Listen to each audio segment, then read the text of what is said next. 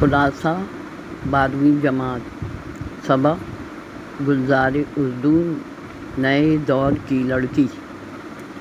حوالہ سبق نئے دور کی لڑکی سندھی ناول زینت سے ماخوذ ہے، جس کے مصنف مرزا خلیق بیگ ہیں۔ اس کا سندھی سے اردو ترجمہ امداد حسینی صاحب نے کیا ہے۔ یہ سندھی زبان کا پہلا ناول ہے۔ مرزا خلیق نے ڈرامہ نگاری بھی کی۔ آپ کی شعر و ادب کی خدمات کے صلے میں انگریز حکومت نے شمس العلماء کا خطاب دیا۔ آپ 1853 میں حیدرآباد میں پیدا ہوئے۔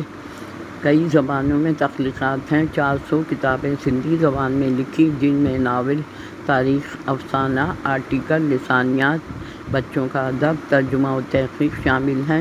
ان کا انتقال 1929 میں ہوا۔ خلاصہ زینت بانو کی شادی کے سلسلے میں رشتہ لگانے والی مائی بختیار اور امی سے گفتگو کر کے فارغ ہو چکی تو مائی شہر بانو زینت سے صلاح مشورہ کرنے اس کے کمرے میں جا کر بیٹھ گئیں اور بولیں، زینت بیٹا، تم نے دیکھا تو ہوگا کہ سیٹھ گل محمد کا آدمی میوہ اور قیمتی تحائف دے کر گیا ہے۔ تو زینت تیز لہجے میں بولی کہ ماں کی غیر لوگوں سے تحائف لینے کی کیا ضرورت ہے؟ تو بختیار نے جواب دیا کہ سیٹھ بہت عزت سے پیش آتا ہے، اس کا بیٹا بہت خوبصورت بچہ ہے، بڑا ہو کر ہیرا بنے گا، اور میری دعا ہے کہ تم بھی ایسے خوشحال گھر میں جاؤ، اور بیٹیاں تو آنگن کی چڑیاں ہوتی ہیں، تمہیں اپنا گھر بسانا ہے۔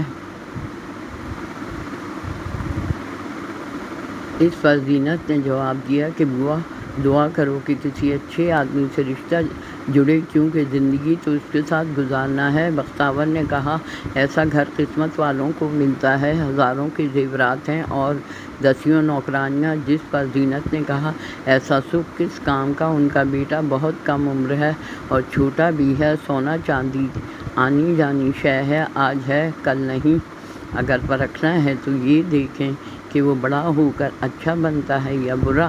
جب یہ معلوم ہی نہیں تو ایسے شخص کا کیا بھروسہ، کہیں ماں نے ہاں تو نہیں کر دی؟ بوا بولی، محمد رمضان وکیل کی شربت اور گلاب کی بوتلیں دیکھیں، وہ بھی بیچارہ رشتے کی کوشش کر رہا ہے۔ زینت بولی، کہیں یہ وہی وکیل تو نہیں؟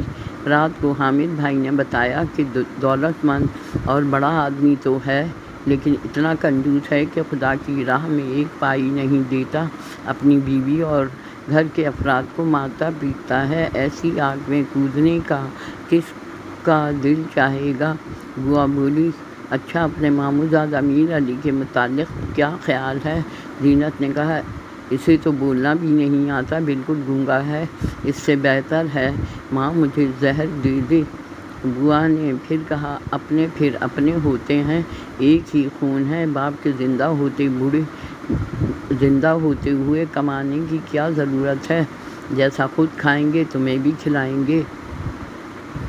زینت بولی، خدا کا خوف کرو بوا، والدین ہمیشہ تو نہیں رہیں گے، اپنی صلاحیت نہیں ہے تو دنیا میں کس طرح گزارا کرے گا؟ ایسی شادی اور سکھ سے تو دکھ ہی اچھا ہے۔ اگر ماں مجھے بوجھ سمجھتی ہیں تو میں سینے پرونے کا کام کر کے اپنا گزارا کر لوں گی، اور بوا اماں کو اس رشتے سے بھی روک دو۔ بوا کہنے لگی، بیٹا تمہاری مرضی، لیکن بیٹیاں پرایا دھن ہوتی ہیں، زیادہ عرصہ لڑکی کو بٹھا کر رکھو تو لوگ باتیں بناتے ہیں، یہ تو اللہ اور رسول کا حکم ہے۔ زینت نے کہا، ہاں یہ سچ ہے، مگر کنویں میں کودنا کہاں کی عقل مندی ہے؟ غربت اور شرافت دولت سے بڑھ کر ہیں۔ آمدنی چاہے کم ہو، عزت اور شرافت والا ہو، بااخلاق اور علم و ہنر والا ہو، ہم عمر ہو، آپس میں باہمی اعتماد ہو تو زندگی خوشگوار گزرے گی اور گھر دوزخ کی بجائے جنت کا نمونہ بن جائے گا۔